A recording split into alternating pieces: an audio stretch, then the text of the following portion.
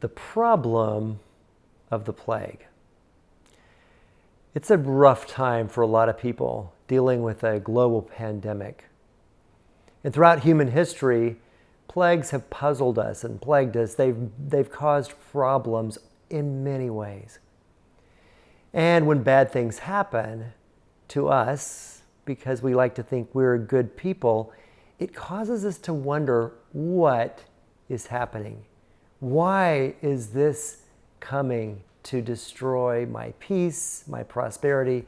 What's up? Now, there are some people out there who believe that there's some sort of conspiracy, that this pandemic was orchestrated by a country or a group of people.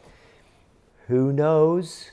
I kind of think that pandemics and plagues are part of the human condition, and that they come maybe at random times, maybe it's orchestrated, but they come to give us opportunity to show up in a way that generates a sense of our character, a sense of who we are fundamentally.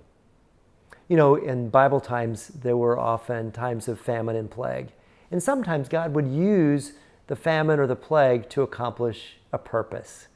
For instance, when Joseph was sold into slavery and went to Egypt, the famine allowed him to take a place of great influence and ultimately led to his ability to make a huge difference in the ancient world, including being able to be a place of refuge for his family. They came to Egypt and enjoyed many years there of prosperity and peace. But eventually they settled in a little too long, and Egypt, which started as a place of refuge, became a dungeon of imprisonment. It was at that time, as the people cried out to God, that he brought some more plagues, 10 to be exact, in order to get the attention of Pharaoh and his people so that they would be prepared to let God's people go.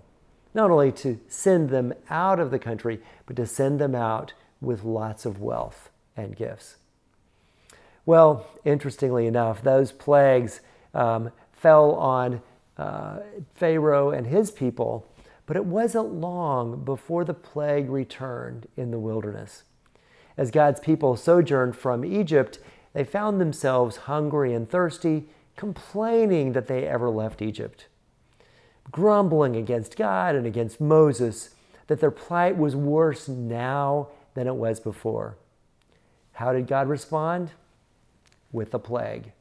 He brought a plague to bring destruction in hopes that his people would repent of their grumbling and complaining and come back to a place of gratitude and connection with their loving Father. Well, we know that in the Bible there are plenty of times where we are encouraged to endure hardship as discipline. In 1 Peter chapter 4, verse 12, the Apostle Peter says, "Don't think it strange when some fiery ordeal comes upon you to test you." He says, "This is not strange at all. It's that your faith, which is more precious than gold, be purified." He says that hardship can make us better.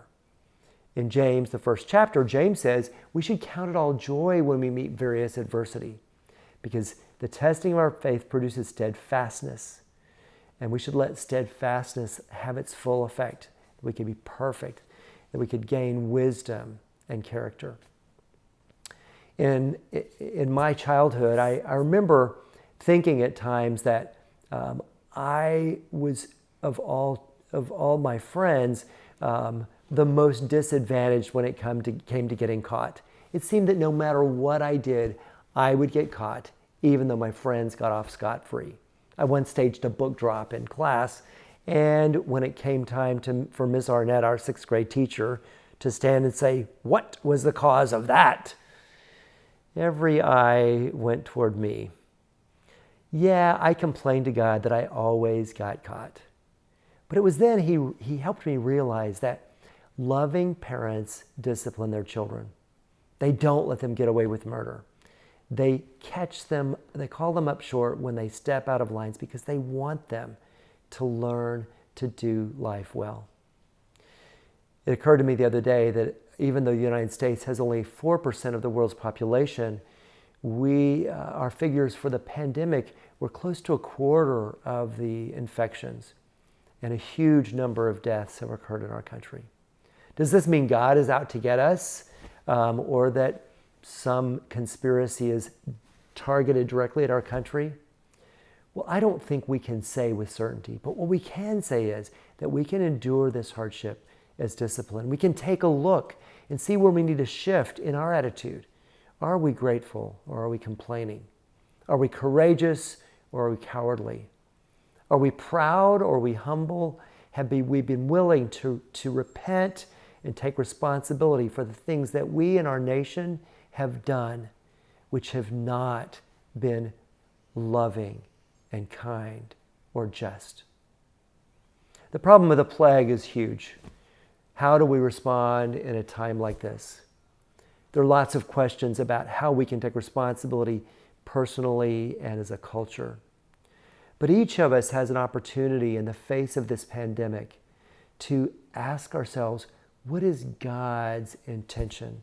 Romans 8 says that God is at work in everything to bring about good if we love Him and are called according to His purpose. If we yield to His purpose, the plague can further that purpose in us if we allow it.